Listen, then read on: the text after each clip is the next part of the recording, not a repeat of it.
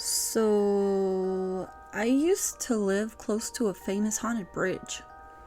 Over a year ago, I made a video talking about growing up in a haunted house, but it wasn't the only paranormal experience I've ever had.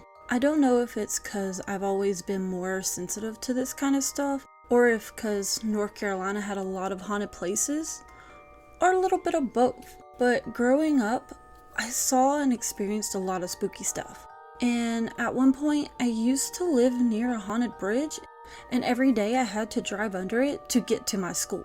I know it sounds crazy, but yeah, it's true. Like I said, I was somehow always brought to these places, and I don't know if it's because it just seemed like everything in North Carolina was haunted, or I was just unlucky. It's not like I ever went looking for this stuff after all. It always found me somehow. So yeah, my house and school is close to a haunted bridge. It's called Lydia's Bridge. It's a very famous haunting in Jamestown. Something I didn't realize until I saw on a ghost show I was watching. The story goes that a girl was killed in a car accident in the underpass of the abandoned part of the two bridges. After her death, people were said to see a girl in a white dress on rainy nights flagging them down. Those that would pick her up said she would tell them to take her back to her house in High Point. And when they got to her house, she was gone. Now growing up, I have a very vague memory of my mom telling me, as we passed under the bridge, that it was haunted, but I was really young and honestly I didn't have a clue where we were. The memory is so fuzzy, and I barely remember it to begin with, and the bridge from the memory looked different to me, but I want to put that out there anyways, because of what I'm about to say. I don't want to keep details out just because some might say this proves I already knew about this bridge. Anyways, let's actually get started on this story. After moving into a new house, I started looking for a school to get a graphic design degree.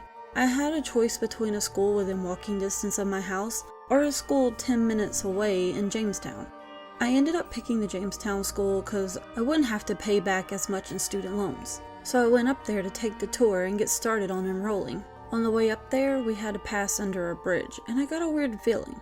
I also had an image flash in my head of a girl with long black hair and a white dress up on the bridge above us. I didn't say anything at the time because even though I should, I don't always trust these feelings and try to ignore them. I kept ignoring these feelings and the image of this girl as I started going that way more and more. I don't think I said anything about it until my mom one day pointed out the bridge it being haunted as we passed under it. She never told me about how or why it was haunted, but I remember when she said that, I told her that I could feel this girl hanging around there. She didn't know much about it, outside of it being haunted and it being a ghost of a girl killed in a car crash. So I didn't know much about this bridge and I never thought to look it up. I thought it wasn't that well known, so I didn't think I'd find anything anyways. But being by the bridge every day, now that I was in school, I started noticing things. My mom told me that she was killed under the bridge we passed under, but for some reason I was being pulled to the overgrown tunnel. I never went to it for many reasons, but something told me that's where it really happened. I also started to see the girl next to the road as I would drive by both ways. I'd see her on the bridge still, but it seemed like she was on the road more and more.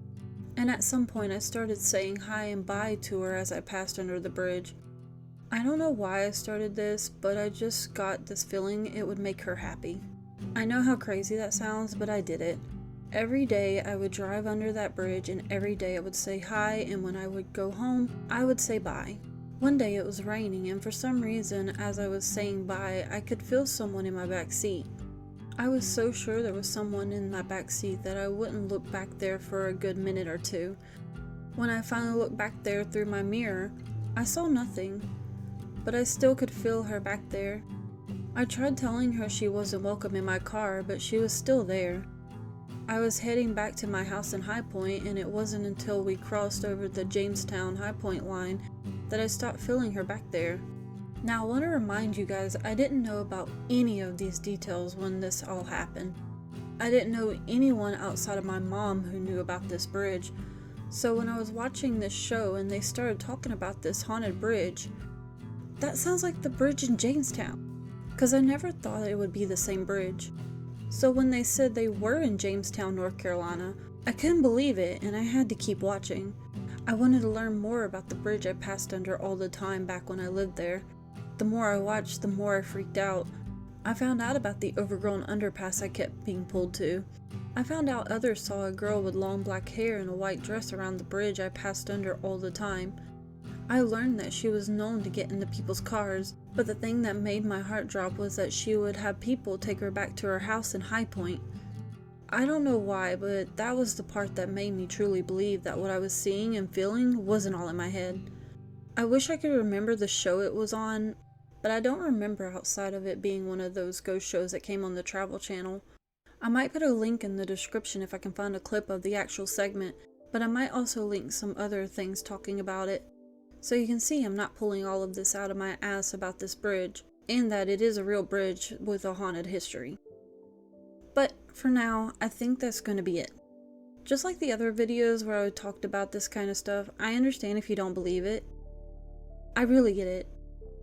I just like talking about these experiences, whether or not anyone will believe them. So expect more, because I've got tons, sadly. Alright, I'll see you guys in the next one. Oh, and don't forget to like and subscribe. Bye!